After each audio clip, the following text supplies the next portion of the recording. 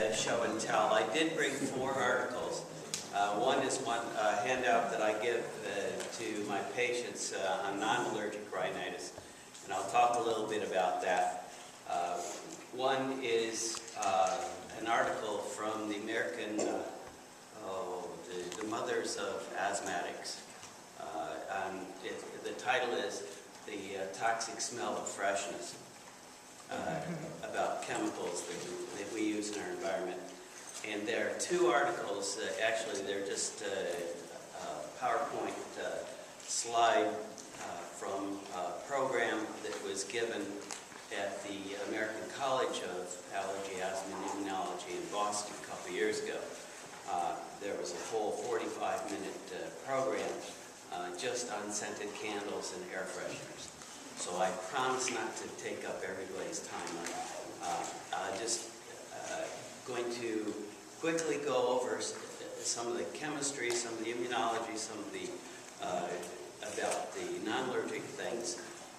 I'll tell you what you shouldn't use. I'll let everybody else tell you what you should use. How about that? First, so as an immunologist, as a clinical immunologist, I have an interest in what is happening to our environment. And there's a big question, what we're doing to ourselves, and there are more questions than answers at this point.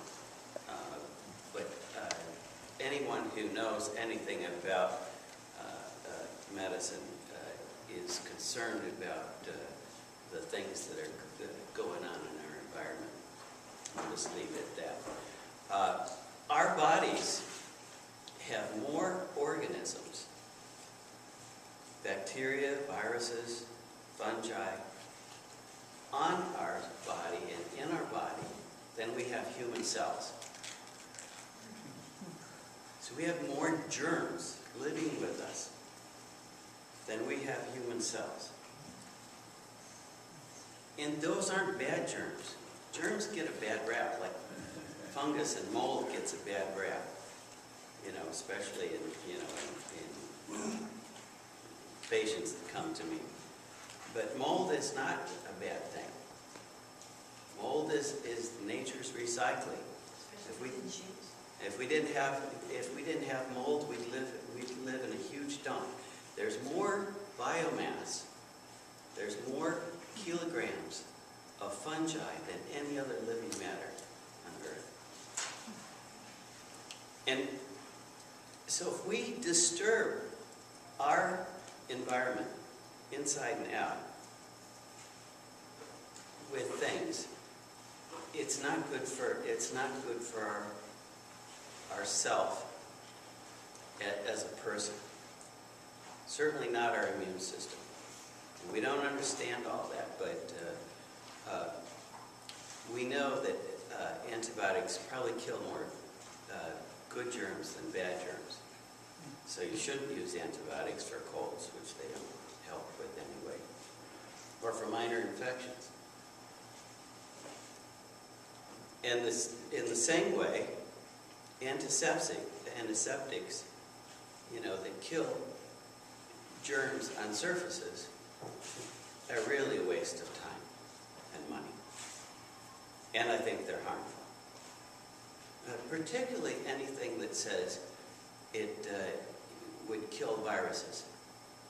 Viruses are either RNA, which is the template from the DNA, which is in the nucleus, the nuclear material of every living cell.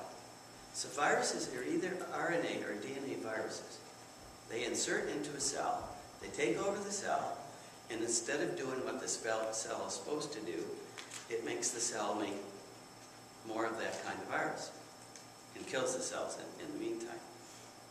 So anything that can kill a virus can damage any other living cell. Damage not just the cell, not just kill the cell, but even worse, damage the RNA or DNA in that cell. And damaged cells become cancerous and do other things. So personally, I wouldn't have Lysol in my house or anything like that, because I think it's dangerous. Okay, so that's the immunology, and I'll try to blow through some of these things, some of these thoughts, and answer questions at the end. Allergy. I'm not going to talk about allergy. I'm an allergist, but I'm not going to talk about allergy. This is the season, but I'm not going to talk about that, not tonight. What I do want to talk about is non-allergic rhinitis, because that's key to what we're talking about with green cleaning. At least 60% of people who have any problems with their nose at all, a runny nose or a congested nose, at least 60% have a component of this non-allergic rhinitis. You can have allergic rhinitis from allergies. Everybody knows about that.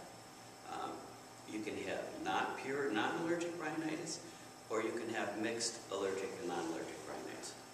Non-allergic rhinitis is not very well understood. I just simply say it's a cranky nose. It's sensitive. Different medicines can do that. Antihypertensives can do that. Damage to the cell from burning, inhalation. It can damage the mucosa and permanently. Too much surgery can damage the mucosa permanently. But most of this is either chemical environment or irritants. Now you think they were the same, but they're not quite the same. So you can have physical also things. So things like cold air can make some people's nose run. It's an irritant. Some people, many people, will have problems just with cooking odors or flowers. People say they're allergic to flowers, but you're not allergic to flowers.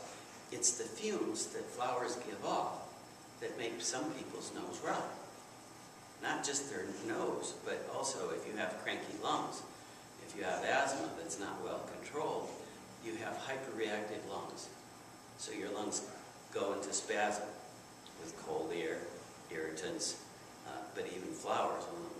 One of my patients is a nurse's aide, just severe asthma, and she just suffered through Mother's Day in the nursing home because of all the flowers that brought in. Flowers give off fumes to attract birds and bees and other insects. They're meant to be outdoors. Their fumes are very strong. You bring them indoors, and you get a concentration. And so that bothers some people. Cooking odors will do that, but really germane to what we're talking about tonight, the VOCs, the volatile organic compounds, are chemicals that get off-gassed from all the artificial things we use in our environment, all the plastics, the sealing, the laminates that we use, the carpeting. When you get a new car, that new car is, you get a new carpet. Those are VOCs. Those are volatile organic compounds. Now, if you take 6 of the most common household chemicals that most people use, there are a lot of people use, laundry detergent, fabric softener, dryer sheets, now I'm forgetting the rest of it. Let me look at my notes here. Air fresheners, aerosol sprays, and plug-in oils. Of these 6 things that one researcher looked at, there were over 100 chemicals that get off-gassed from these. Bad stuff. Bad stuff. At least 20 of them are listed as carcinogenic. That there are no known levels that are safe. And you're not going to find this on any of the products. So anybody who comes into my office who has any problems with their skin or their nose, I tell them to use fragrance-free laundry stuff, fragrance-free dryer sheets, fabric softener. At least that. Don't use any aerosols in your house.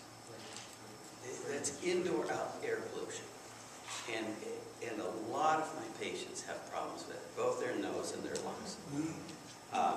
And there's more information on the scented candles and the air fresheners on there about, once you read this, you won't use candles or air freshener in your house again, I don't think.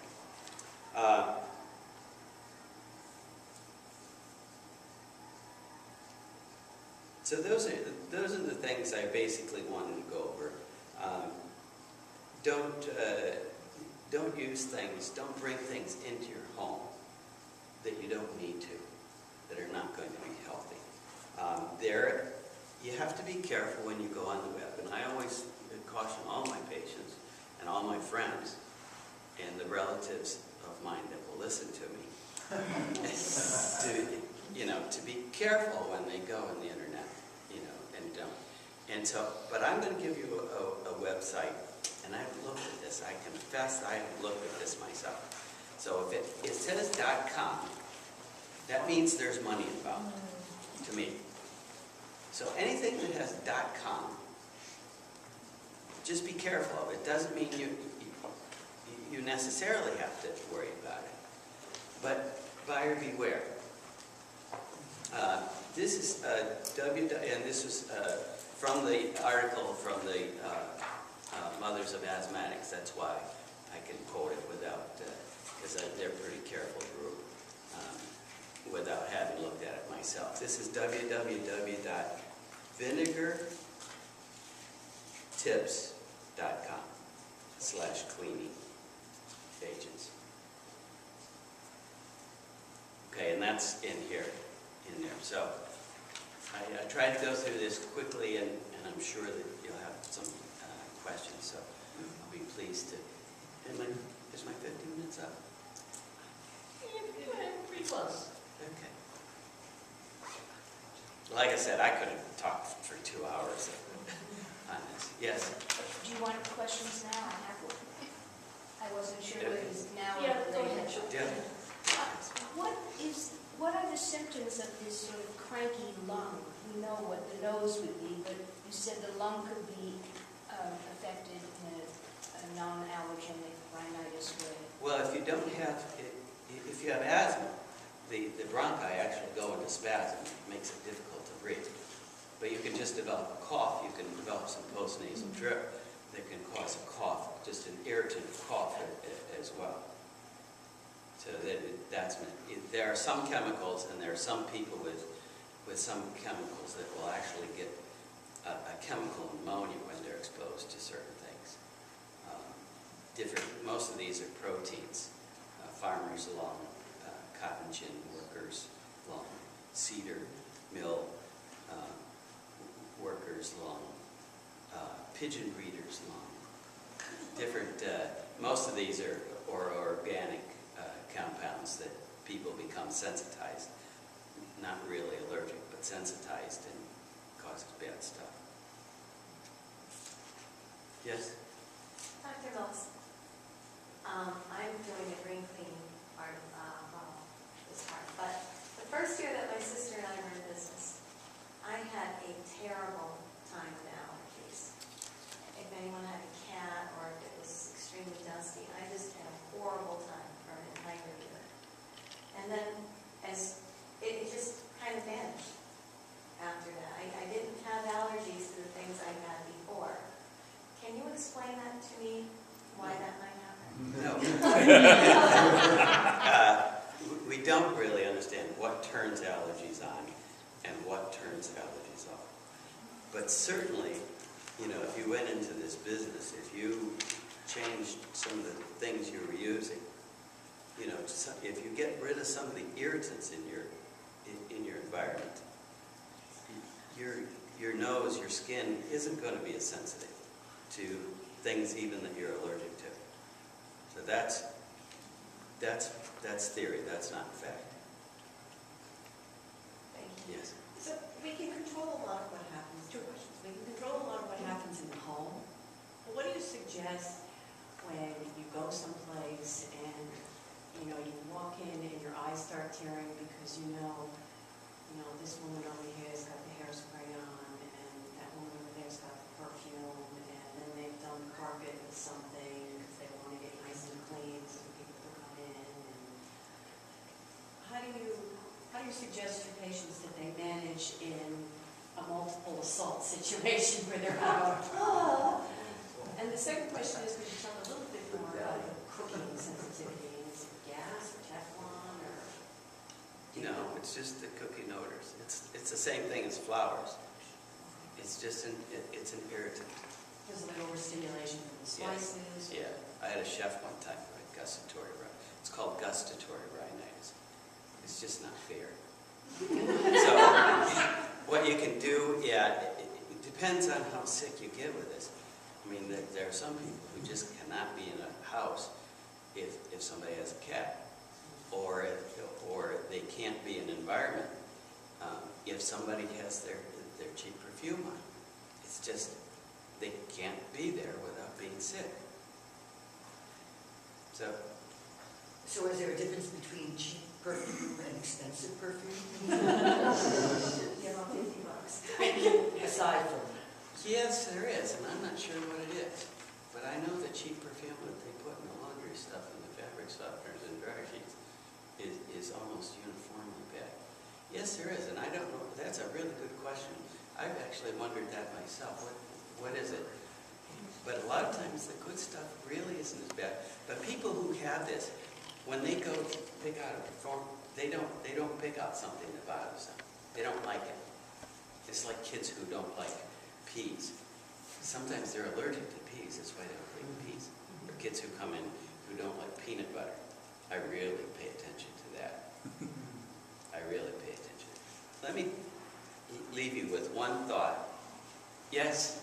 What about hand sanitizers in hospitals and in grocery stores and where you're going to get a lot of germs in contact? Well, you're going to get germs anyway. Anyways, okay. Those hand sanitizers are just there for show. They really don't do much. They make people feel better. But a lot of the things you're going to get in the hospital that you're going to get in the grocery store are airborne anyway. I mean, some of it's carried by hands, certainly. But you have to live in this world. And if you protect too much against germs, against infections, you get other problems. And that's one of the theories why allergies are so much more prevalent than they used to be. All the allergies, food allergies, eczema, asthma, hay fever, they're all way above. And the current theory now is called the hygiene theory. We're too clean.